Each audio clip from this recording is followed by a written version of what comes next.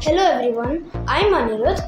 I'm going to grade 5. Today I have completed the advanced electronic course in Roboprenr. Now, and for the final project, I've made this kind of robot that follows light. So the main components of this is the transistor, and then this diode and another resistor, mainly the light dependent resistor. This is the battery I'll be connecting soon, and these are two torque motor, and these are the wheels. Now let me show you. So first, let me connect the battery, and now if I just flash it, it should be moving following the light.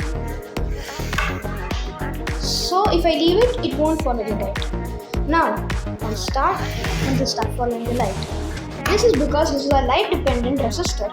Thank you.